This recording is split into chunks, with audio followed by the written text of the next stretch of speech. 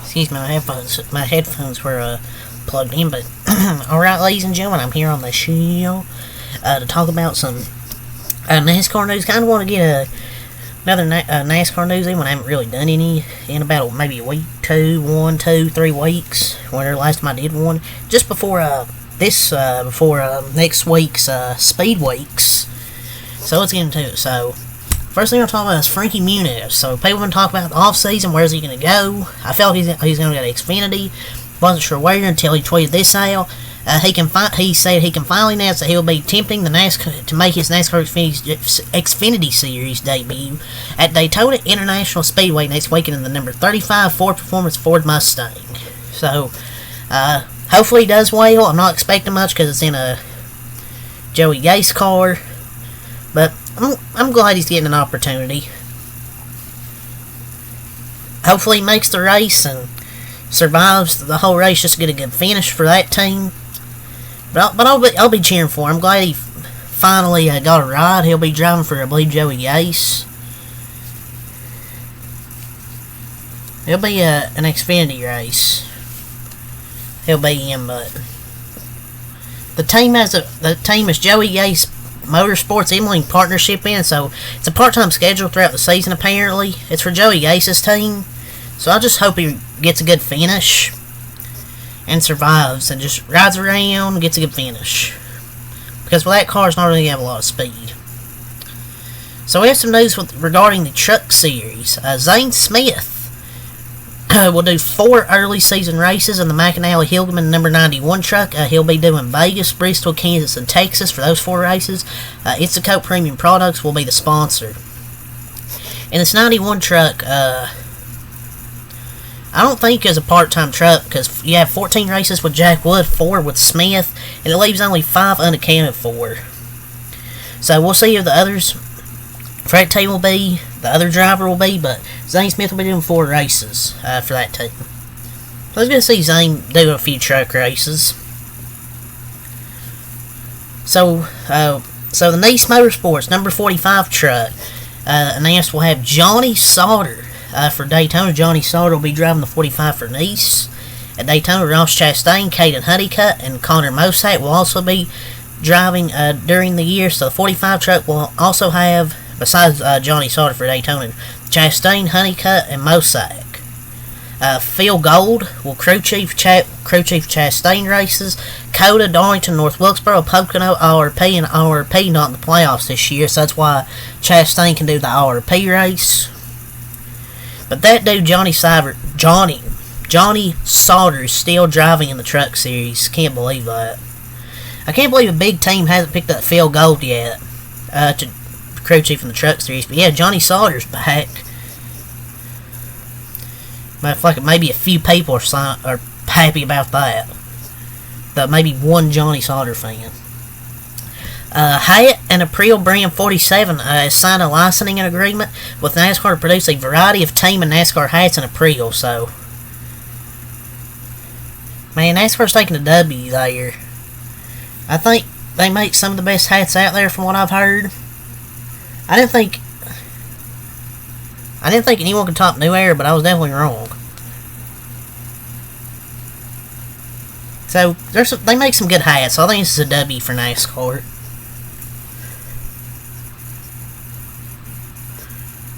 So, Daniel Suarez, here's the look of his car for the Xfinity race at Daytona. It was mostly a colleague effort with a deal to field it through SSS Greenlight, so they have some points of the 08. If it rains, past champs have to earn series points to get a spot available for them. If it does rain or something, here's Suarez's car. Oh, take off torch. Here we go. Well, there's my notifications. But yeah, this is a Suarez's car for Daytona. It's filled as the SS Greenlight car, but it's mostly a colleague effort. So Suarez will be driving in a Xfinity race. Felt there's nothing SSS Greenlight about that car, just the look of it. It is colleague, basically just kind of just fielded under SS Greenlight.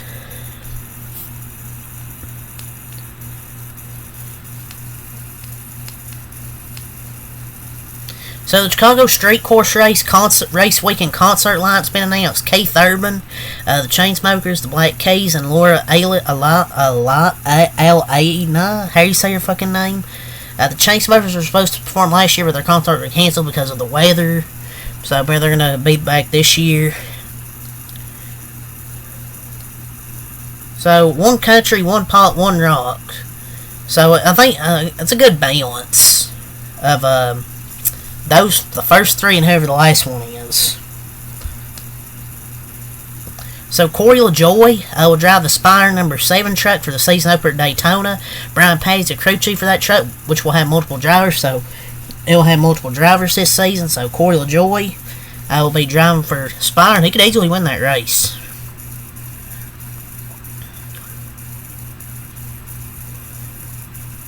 NASCAR's named Eric Peterson as president of Iowa Speedway. He was the director of corporate sales for NASCAR's West Region. Has worked in sports since 2010. So Eric Peterson will be the new president of Iowa Speedway.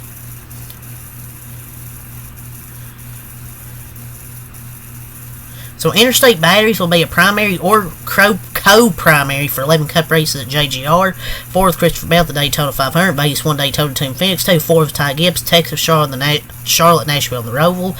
2 with Denny Hamlin, Coda, in Iowa. And 1 with Martin Truex at Pocono.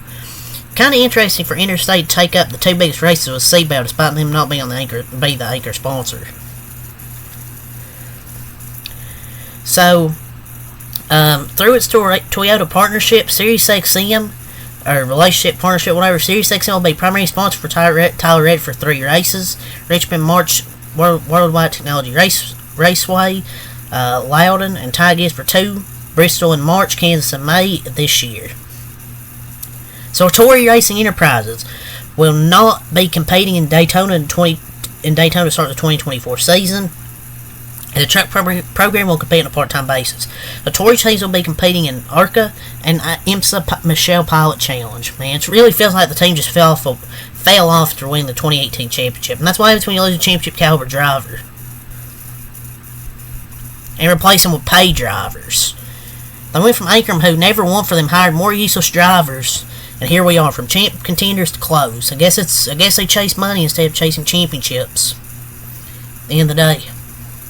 Hate to say that, but it's true. So Roger Carruth will drive the Spire Motorsports number 71 full-time truck full-time in 2024. Veteran crew chief Chad Walter will be the crew chief for that team. HendrickCars.com will sponsor 10 races. Well deserved. Roger's a promising young talent. I look forward to seeing him grow as a driver, because there's a few races he could have won last year. Just saying, he should have won. He could have won like Kansas if he didn't wreck himself. Darlington, Nashville.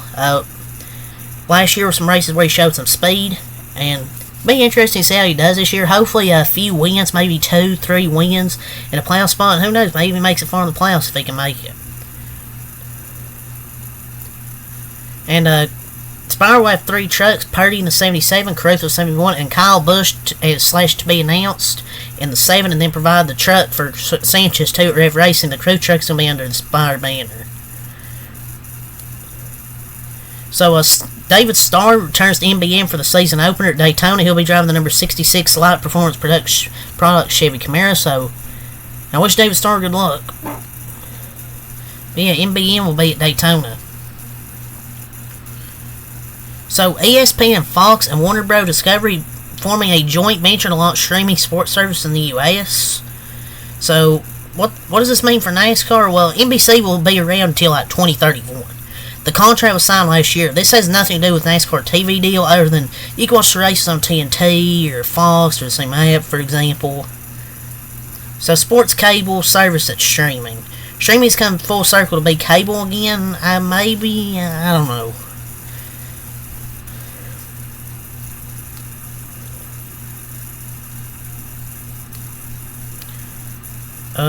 Trying to find some more news.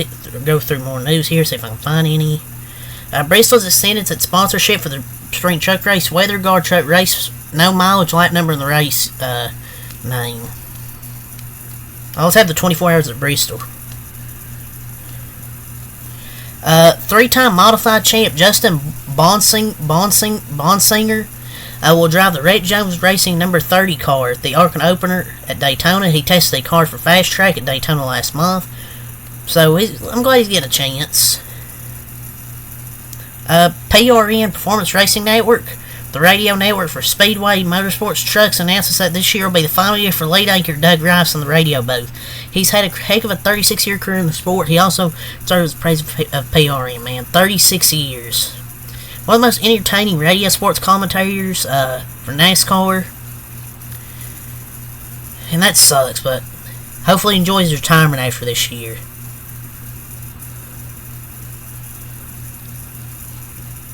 BJ McLeod will be back behind the wheel for the Xfinity race at Daytona. So BJ McLeod will be driving the 78 for Daytona. Northside Hoss joins Lane Riggs for the Atlanta Truck Race. Northside Hospital. So that scheme looks pretty good right here. Come on, fucking hurry, Jesus Christ. This is the scheme. It looks pretty nice. Blue and white truck. Amped. Fitness will be Natalie Decker's scheme for the United Rentals 300 at Daytona for DGM. Oh, Lord. How about that money? Yeah, on the screen I went like orange. Some more smaller team news for the Daytona Xfinity race. Stanton Barrett will try to qualify the number 74 car for Mike Harmon Racing in the field. So that's going to be another thing to watch.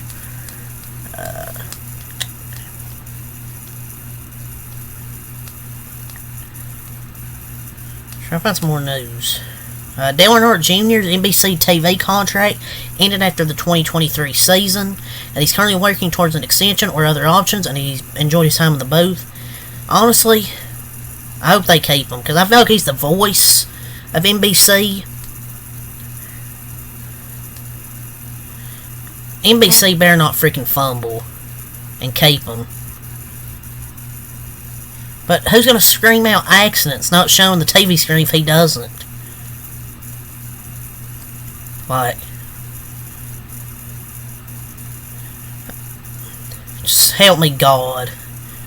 If Dale Jr. doesn't sign back with NBC and I have to hear Jeff Burton, yeah, I'm muting all the fucking races. He could be on both booths, but I don't think that would happen. I don't know. We'll see. I think he'll sign back with NBC. It'd be crazy not to sign him back.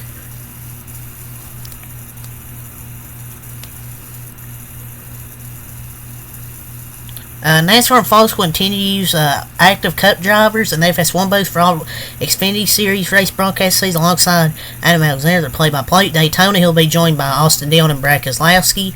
The fact that Adam Alexander can do such a good job every week revolving booth mates is a testament to like his skills with like Austin Dillon, Keselowski. He does a great job in the booth. Blaster will be Michael McDowell's primary sponsor at Pocono in July. Looks like it's only Pocono. Yeah, it's pretty much all to talk about here. So, until next time, Michael White. Peace.